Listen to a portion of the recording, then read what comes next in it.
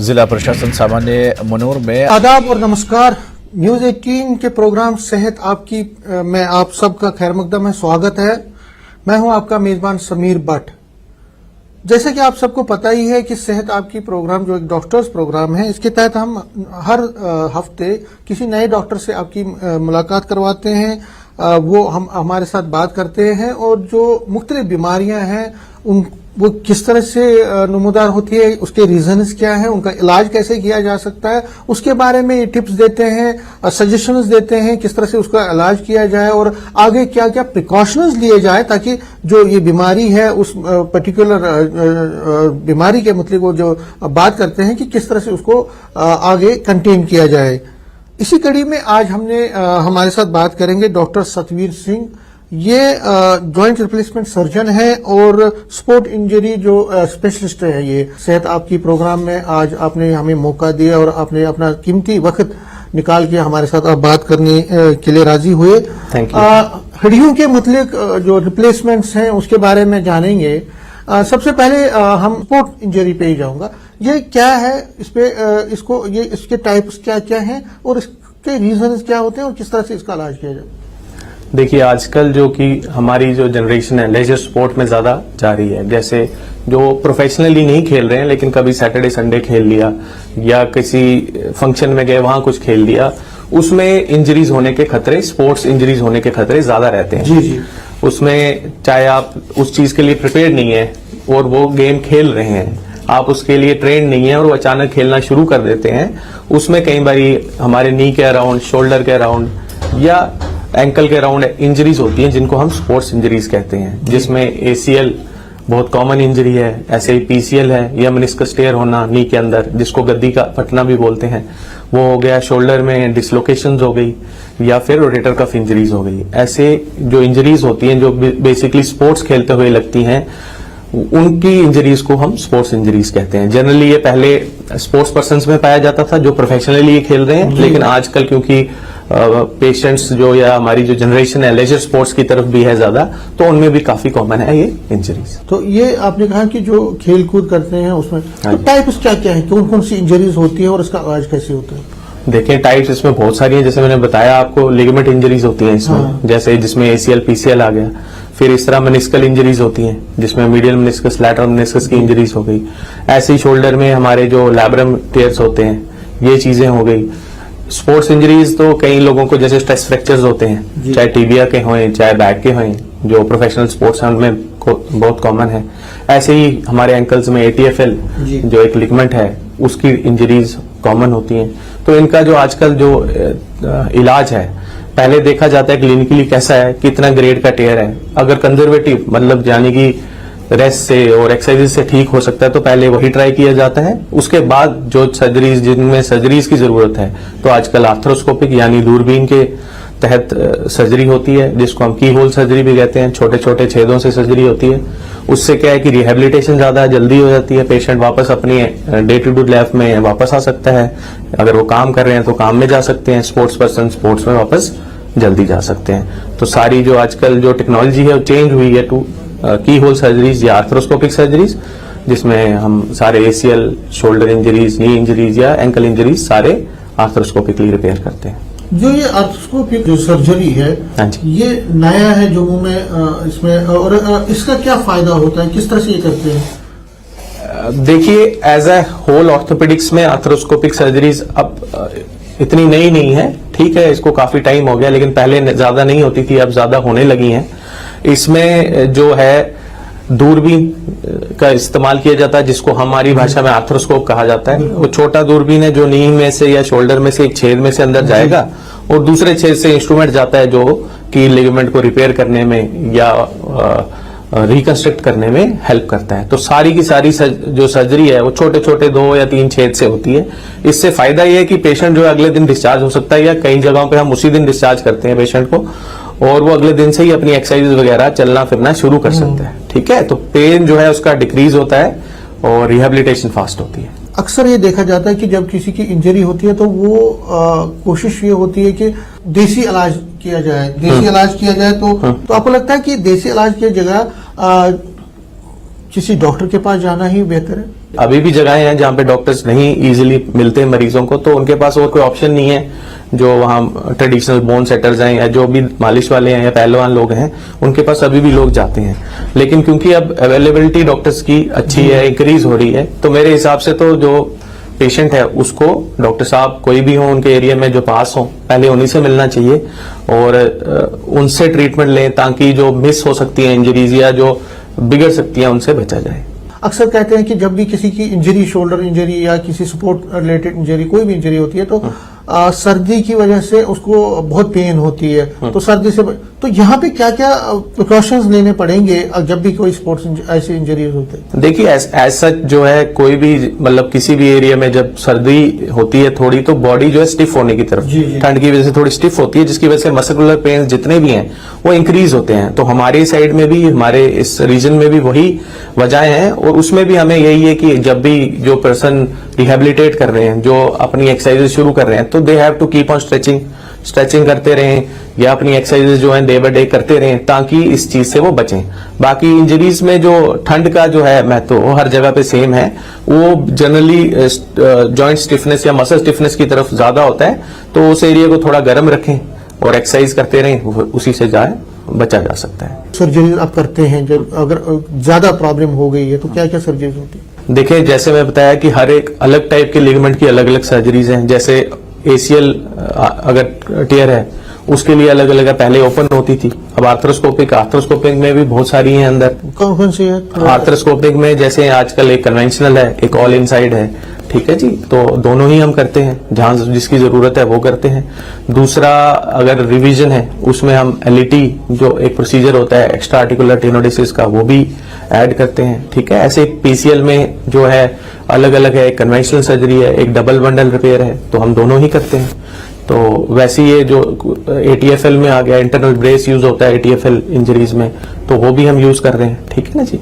तो ये डिफरेंट हर एक जॉइंट की अलग अलग जो बेसिकली सर्जरीज हैं उसमें नए नए इनोवेशंस आए हैं, तो we are doing all those things here.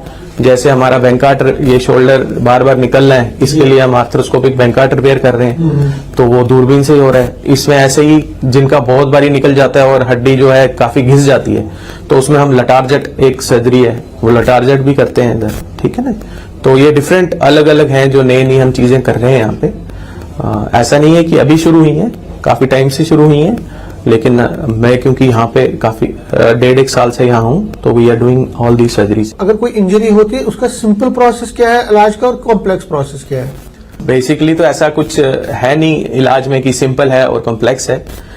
हर एक चीज, हाँ इंजरी सिंपल और कॉम्प्लेक्स हो सकती है। कई इंजरीज जिसमें सिर्फ एक ही चीज इन्वॉल्व है तो उसको हम सिंपल कह सकते हैं। कई इंजरीज में जिसमें मल्टीपल चीज इन्वॉल्व हैं या मल्टीपल इंजरीज हैं तो उनको हम कॉम्प्लेक्स कह सकते हैं। जैसे कई बारी कंपाउंड इंजरीज होती हैं जिसमें बाहर मतलब हड्डी टूट के बाहर आ जाती है, या रोड ट्रैफिक एक्सीडेंट्स में हम कंपाउंड इंजरीज देखते हैं, 2-4 बोन्स इन्वॉल्व होती हैं, 2-4 ऑर्गन्स इन्वॉल्व होते हैं, तो वो कॉम्प्लेक्स ऐसे हो सकता है। बाकी सिंपल ट्रीटमेंट और कॉम्प्लेक्स ट्रीटमेंट ऐसा कुछ नहीं है। सिंगल बोन फ्रैक्चर्स हैं या कोई एक ही लिगामेंट टूटा है, ऐसे ही उसमें कॉम्प्लेक्स हो जाएगा कि अगर 2-4 हड्डियां टूट गई हैं या साथ में छाती में लगी है, सिर में लगी है, या जॉइंट के अराउंड अगर आप बात करें कि 3-4 लिगामेंट इकट्ठे टूट गए हैं, जैसे एसीएल भी टूट गया, पीसीएल भी टूट गया और क्रूशिएट्स कोलैटरल्स भी टूट गए, तो ये कॉम्प्लेक्स इंजरीज, इनको ऐसे डिफाइन किया जाता है।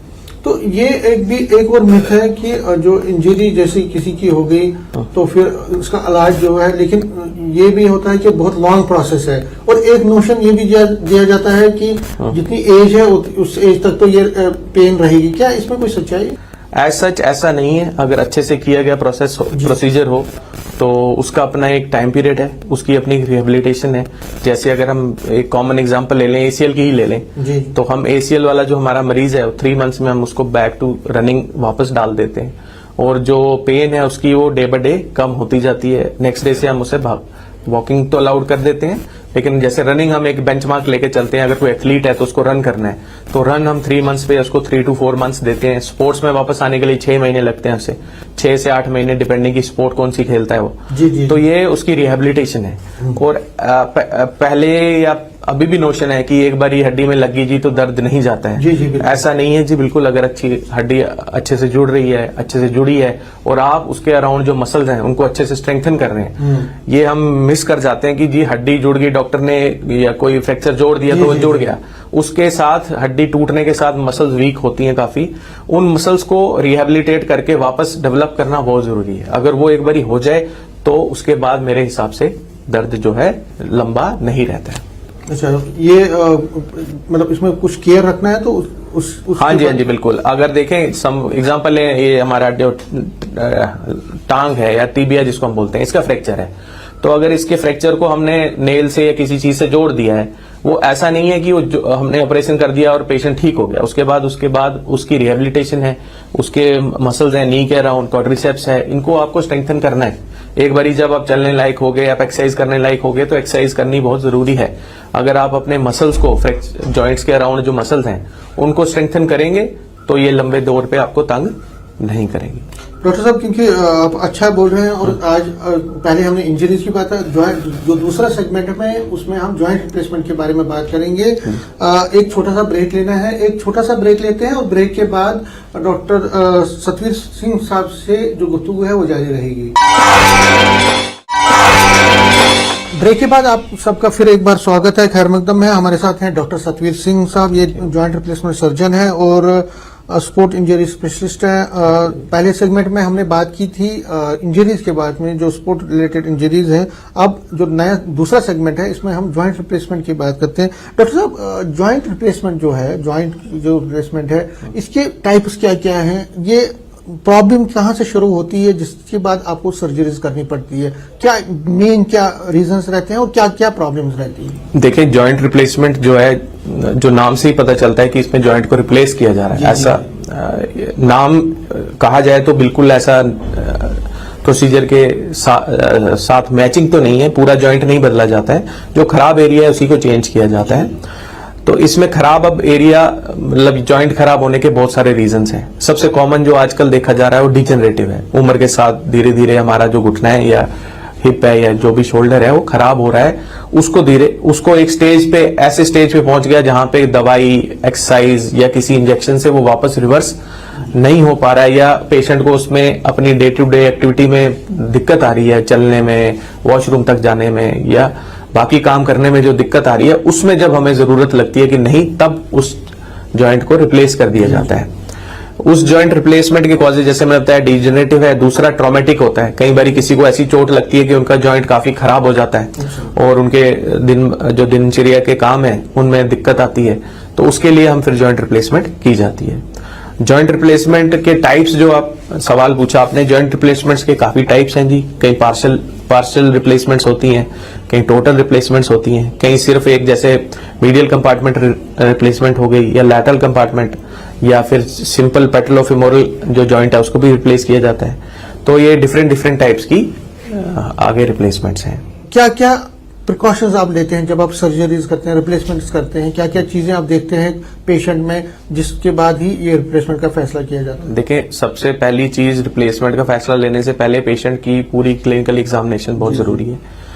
सबसे जरूरी है कि पेशेंट को रिप्लेसमेंट की जरूरत है या नहीं है, सबसे पहला पॉइंट तो वही है। तो वो सिलेक्शन की, हाँ भाई इसको ये रिप्लेसमेंट अब बिल्कुल जरूरी है, इसके बगैर इसका चारा कोई नहीं है, तभी रिप्लेसमेंट की जाती है। दूसरी चीज है, इसमें क्लिनिकल एग्जामिनेशन के बाद जैसे अब हो गया एक्सरेज वगैरह इन्वेस्टिगेशंस किए जाते हैं, देखा जाता है कि हाँ जी ये एप्ट है कि नहीं है। उसके बाद प्लान किया जाता है कि किस तरह की रिप्लेसमेंट की करनी है। वो एक्सरेज, फिजिकल एग्जामिनेशन, बाकी इन्वेस्टिगेशंस को देखते हुए डिसाइड किया जाता है और फिर उस प्रोसीजर को आगे पेशेंट को समझाया जाता है कि उसमें प्रिकॉशंस आपको क्या रखनी है, क्या क्या आप एक्सपेक्ट कर सकते हो सर्जरी के बाद, क्या क्या आप चीजें मना है आपको या आप नहीं कर रहे हैं तो ज्यादा बढ़िया है, और क्या क्या आप एक्सरसाइजेज इसके बाद आपको करनी चाहिए। तो पहले पेशेंट की जो काउंसलिंग है सबसे इंपॉर्टेंट है रिप्लेसमेंट सर्जरी में, क्योंकि आपने तो सर्जरी करी है लेकिन उसके बाद जो सारा एक्सरसाइज है या सारा प्रोटोकॉल है मेंटली फिजिकली, वो सारा पेशेंट को ब्रंट सहना है। तो पेशेंट की फिजिकल मेंटल काउंसलिंग और उसको सारा समझाना प्रोसीजर के बारे में कि क्या होएगा, कैसे होएगा, आपको इसके बाद क्या क्या चीजें करनी है, वो बहुत जरूरी है इसमें। तो वो सारा कुछ समझाने के बाद ही पेशेंट को जॉइंट रिप्लेसमेंट की तरफ लिया जाता है। जॉइंट रिप्लेसमेंट की जरूरत ना पड़े, उसके लिए क्या प्रिकॉशंस रखने हैं? देखिए उसमें काफी सारी चीजें आजकल इन्वॉल्व हैं। जो हमारे हैबिट्स हैं जी उनको थोड़ा बदलना है। जो हमारी डाइट है उसको सिंपल, जो हर चीज के लिए कहा जाता है जी हेल्दी लाइफस्टाइल रखना है आपको, हेल्दी डाइट रखनी है आपको अपने टाइम पे एक्सरसाइजेस करनी है। बाकी जो डिजेनरेटिव चेंजेस हैं ताकि हम स्लो डाउन करें, जो हमारी लाइफ में आजकल हम जैसे स्टेयर्स हैं, बाकी चीजें हैं, इंजरीज हैं, इनको प्रोवाइड अगर करें हम, तो हम अपने जो जॉइंट्स की लाइफ है इंक्रीज कर सकते हैं। हल्की फुल्की एक्सरसाइज हमें स्टार्टिंग से ही करते रहना चाहिए। एक्सरसाइज में वॉक हो गई, साइकिलिंग हो गई, ये चीजें हमें बिल्ड करनी है अपने लाइफस्टाइल में कि हमें आज 25 मिनट या 20 मिनट एक्सरसाइज करनी है, तो वो 30 साल से ही शुरू करनी है ताकि हम अपना जो जॉइंट है वो उसकी लाइफ को इंक्रीज करें। और बाकी जैसे इंजरीज में भी होता है तो उसको तो कोई रोक नहीं सकता, जो इंजरी में हुआ तो वो तो है। डिजेनरेटिव प्रोसेस को थोड़ा प्रोलॉन्ग करने के लिए हमें एक्सरसाइज की तरफ थोड़ा ध्यान देना है। अपने स्पेसिफिक हैं, जैसे नी जॉइंट की स्पेसिफिक एक्सरसाइजेज हैं, ऐसे ही बाकी हमारे शरीर को कसरत जो बोले हम, कसरत थोड़ी थोड़ी करते रहें। और जो प्रॉपर कसरत है उस जोड़ के लिए वो ज्यादा जरूरी है। इससे हम अपना जो जॉइंट का लाइफ है वो इंक्रीज कर सकते हैं। लेडीज में अक्सर हमने देखा, क्योंकि वो वीक भी होती हैं, स्टेमिना उनका इतना भी नहीं होता, उनमें हमने अक्सर देखा है कि जो हड्डियों की प्रॉब्लम है वो ज्यादा रहती है, खासकर जॉइंट रिलेटेड प्रॉब्लम जो ज्यादा रहती है। इसकी वजह क्या है और उनके लिए आप उनको क्या मशवरा देते हैं कि ताकि वो अपने इसको महफूज रखे? जो लेडीज में जो हार्मोनल चेंजेस हैं जी। वो भी एक रीजन है बेसिकली जॉइंट या बोन रिलेटेड इश्यूज के लिए। तो इसमें सिंपल वही उनके पास भी है सप्लीमेंटेशन, जो बहुत जरूरी है। बाकी जैसे हम खाना जैसा खा रहे हैं, खाना अच्छा खाएं, डाइट अच्छी लें, सप्लीमेंट्स अपने टाइम पे लें, और साथ में एक्सरसाइज सेम उनके लिए भी है जो मेल्स के लिए है। कॉम्प्लेक्स ऑर्थोपेडिक ट्रॉमा क्या होता है, ये क्या है? समझ लो आप एक हड्डी है जिसके टुकड़े हो गए, जी जी, ठीक है ना जी, जिसको अपिरोना है जैसे, जी जी, या कंपाउंड इंजरी हो गई, हड्डी के बोन के पीसेस मिसिंग है, ठीक है जी। ब्लास्ट इंजरीज होती हैं जिसमें ऐसा हो जाता है, या जिसमें शॉर्टनिंग हो जाती है, बहुत बीच में से एक हड्डी गायब भी हो गई, उसको फिर लंबा करना है आपने और उसको जोड़ना भी है। तो इन प्रोसीजर्स को जो है कॉम्प्लेक्स ऑर्थोपेडिक ट्रॉमा कहा जाता है, जिसमें कि बोन लॉस भी हो सकता है या इन्फेक्टिव कोई पॉइंट ऑफ व्यू भी हो सकता है, ठीक है ना, कहीं पे इन्फेक्शन का सोर्स है। तो उन सारी इंजरीज को कॉम्प्लेक्स ऑर्थोपेडिक ट्रॉमा का। एक और है ट्यूमर रिकंस्ट्रक्शन सर्जरी, ये क्या होता है? किसी को भगवान न करे ट्यूमर हो गया है और ट्यूमर के जैसे नी के अराउंड कहीं पे ट्यूमर हो गया है, तो उसमें क्या है कि पहले तो जैसे कीमोथेरेपी हो गई या उसको बायोप्सी से प्रूव किया जाता है, उसके बाद कीमो या जो भी रेडियो देने के बाद जब आप ट्यूमर का साइज कम कर देते हैं तो उसके बाद वो ट्यूमर अगर समझ लें यहाँ पे है कहीं पे ट्यूमर, अगर ट्यूमर को हटा दिया जाए तो पहले क्या किया जाता था, एम्पुटेशन कर दी जाती थी कि जी पूरा ही हटा दो, अब ट्यूमर को हटाएंगे तो इस स्पेस को क्या करेंगे। तो उसमें आप प्रोसीजर किया जाता है कि इस ट्यूमर को हटाने के साथ साथ आप नी के अराउंड एक नया प्रोस्थेसिस लगा देते हैं, जिसको लिम्ब प्रिजर्वेटिव सिस्टम भी कहा जाता है, एलपीएस बोला जाता है, या लिम्ब सैल्वेज सिस्टम भी बोला जाता है। उसमें हम वो प्रोस्थेसिस लगाते हैं, नी का कुछ पार्ट लेते हैं और फीमर का कुछ पार्ट लेते हैं, तो एक नई बेसिकली उसमें हमें एम्पुटेशन नहीं करना पड़ता, लेकिन हम पेशेंट को ट्यूमर फ्री कर सकते हैं। तो उस सर्जरी को, ये जो आपने कहा कि reconstructive process tumour reconstruction surgeries हैं, ये वो सर्जरीज हैं। जम्मू कश्मीर में अक्सर हड्डियों के रिलेटेड जितनी भी प्रॉब्लम्स होती थी तो हम पंजाब, अमृतसर खासकर वहां पे पेशेंट जाते हैं, और आज भी ये ट्रेंड ऑलमोस्ट बरकरार है। हाँ जी। आप दर्शकों को क्या कहना चाहते हैं, यहाँ जम्मू कश्मीर में कितनी एडवांसमेंट आई है आर्थो रिलेटेड प्रॉब्लम्स को डील करने के लिए? देखिए दिन ब दिन एडवांसमेंट्स आ रही हैं और आ रही हैं, काफी सारे लोग काफी अच्छा काम कर रहे हैं यहाँ पे। पेशेंट बाहर जा रहा था, देखो उसका कोई रीजन होएगा जो जा रहा था, लेकिन ऐसा है कि जैसे अच्छा काम होता जाएगा तो पेशेंट खुद ही, हर एक मरीज चाहता है कि उसके घर के पास ही उसका इलाज हो, किसको कहीं खजल ना होना पड़े। तो वही है मेरे हिसाब से, तो अभी ट्रेंड धीरे धीरे चेंज होएगा, लोग यहीं पे अपने JNK में ही सारे प्रोसीजर्स के लिए रुकेंगे, और सब हो रहा है धीरे धीरे। नई एडवांसमेंट्स आ रही हैं, कंप्यूटर नेविगेशन हो गया जैसे नी में, ये ऐसी चीजें आ रही हैं, तो आर्थ्रोस्कोपिक सर्जरीज हो गई, तो पेशेंट यहीं पे रुकेंगे। तो ये जो सर्जरीज होती हैं ऑलमोस्ट, क्या हम माने कि मेजॉरिटी ऑफ सर्जरीज यहाँ पे जम्मू में जम्मू कश्मीर में होती है? बिल्कुल बिल्कुल, जितनी भी ऑर्थोपेडिक्स में जितनी भी टाइप की सर्जरीज हो रही हैं वो सारी ही सर्जरीज हम यहाँ पे कर रहे हैं, और पिछले 1.5 साल से हम कर रहे हैं, चाहे वो नी रिप्लेसमेंट्स हों, हिप रिप्लेसमेंट्स हों, आर्थ्रोस्कोपिक सर्जरीज हों, शोल्डर की, एंकल की, नी की, या ट्रॉमास हों, हम सब वो कर रहे हैं यहाँ पे। और आजकल जैसे रीजनरेटिव ऑर्थोपेडिक्स भी आया है, जिसमें PRP का या ओट्स प्रोसीजर हो गया, ऑटोलोगस बॉन्ड, वो सब भी हम ट्रांसप्लांट्स भी यहाँ पे कर रहे हैं। ठीक है जी। तो basically we are doing everything, जो बाहर हो रहा है वो यहाँ हो रहा है, और धीरे धीरे जैसे मैं कह रहा हूँ कि और नए नए लोग आएंगे और अच्छा काम होता जाएगा, तो मरीज जो है बाहर जाना कम हो जाएगा। डॉक्टर साहब, लास्ट में क्योंकि वक्त की कमी है, 5 टिप्स जो फॉलो करना चाहिए वो, ताकि वो अपने बोन्स को अच्छी तरह से रखे, उनकी जो हड्डियों की जो इश्यूज हैं वो ना रहे, वो 5 टिप्स क्या है? देखिए, 5 टिप्स आप लें तो सबसे पहले तो हर एक मरीज को अपने या हर एक पेशेंट को अपने लिए डाइट, सबसे पहला तो डाइट है। डाइट आप प्रॉपर लें, हेल्दी डाइट लें, उसमें जंक थोड़ा कम करें। जो जनरली हमारे माताजी पिताजी हमें समझाते थे बचपन में कि अच्छा खाओ, वही अच्छा खाएं, बाहर के खाने की तरफ थोड़ा कम करें। दूसरा, एक्सरसाइज अपनी रेगुलर जो है आप करें, उसको एक नियम बनाएं कि आप अपनी 15 मिनट, 10 मिनट, 20 मिनट जो एक्सरसाइज है वो एक्सरसाइज करें, ताकि आपके जो बोन्स की स्ट्रेंथ है वो इंक्रीज हो। थर्ड आपका है जी, जैसे विटामिन डी जो हमारे सोसाइटी में काफी कम है, और बिकॉज ऑफ डिफरेंट रीजंस, तो उसका जो सप्लीमेंट हम टाइम टाइम पे लेते रहें, अपने किसी भी डॉक्टर साहब से मिलें और वो सप्लीमेंट्स लें जब आपको जरूरत हो। तो वही जो ट्रेस मिनरल जिनकी कमी आपके डाइट में है उसको इंक्रीज ऐड करें, एक्सरसाइज करें अपना, और हेल्दी डाइट और हेल्दी लाइफस्टाइल रखें। तो यही है। जो ओल्ड एज है, जो गर्भ में जो अब पोस्ट रिटायरमेंट जिंदगी गुजार रहे हैं या 70s 80s में, क्योंकि उनको ज्यादा हड्डियों का प्रॉब्लम रहता है, उनको क्या आप टिप्स देना चाहते हैं स्पेशली उनके लिए, कि ताकि वो थोड़ा बहुत कॉप अप करें इन सिचुएशन से? देखिए, उनके लिए भी सेम है जी। अगर जितना वो चल पा रहे हैं या जितना वो अपनी सैर ना बंद करें, अपनी सैर जितनी उनसे हो पा रही है, जो एक्सरसाइज थोड़ी बहुत वो कर सकते हैं वो करें। 5 मिनट चाहे सुबह करें, 5 मिनट शाम को करें। मैं हर एक अपने मरीज को जो नी रिलेटेड आता है उनको कहता हूं कि अगर आप साइकिल चला सकें तो उससे अच्छी कोई चीज नहीं है आपके लिए। 5 मिनट 3 मिनट अपना टाइम निकाल के साइकिलिंग, चाहे रोड पे ना करें, स्टैटिक साइकिलिंग करें, या जिसके पास स्टैटिक साइकिल नहीं है वो उसी साइकिल को स्टैंड पे लगा के साइकिलिंग करें। आप अपने नीज के अराउंड जो मसल्स हैं उनको थोड़ा थोड़ा करके स्ट्रेंथन करते रहें। कुछ प्रिकॉशंस हैं विद एज, आप ज्यादा नीचे यहाँ पे कि जब सर्जरी होती है उसके बाद क्या बहुत सारे लोग क्या करते हैं कि किया ज्यादा रखते हैं, वो बाहर ही नहीं निकलते, कोई एक्टिविटीज, क्या ये? नहीं जी नहीं, हम तो सर्जरी हुई इसीलिए है कि आप एक्टिव रहें अपनी लाइफस्टाइल में। तो जितना आप एक्टिव होंगे उतना आपकी सर्जरी सक्सेसफुल होएगी। आप चलेंगे, जितना एक्सरसाइज करेंगे, साइकिल चलाएंगे, बाहर जाएंगे, घूमेंगे, उतना ही आपके लिए अच्छा है, उतना ही नहीं अच्छा रिजल्ट देगा। आप एक जगह बैठे रहेंगे, अपने नी स्टिफ कर लेंगे तो वो सर्जरी फेल ही फेल है। ठीक है ना? तो सर्जरी का मकसद यही है कि पेशेंट जो है अब एक्टिव लाइफस्टाइल की तरफ जाए। तो हर एक मरीज को हम तो पुश यही करते हैं कि नेक्स्ट डे से वो अपने बेड से बाहर हो, चाहे वॉकर के साथ या सपोर्ट के साथ, वो नेक्स्ट डे से ही चलना चालू करें। चलना बहुत जरूरी है। सर्जरी के बाद चलना हो गया, एक्सरसाइज हो गई, आप घर पे ही एक्सरसाइज कर सकते हैं, कोई इतनी मुश्किल एक्सरसाइज नहीं है।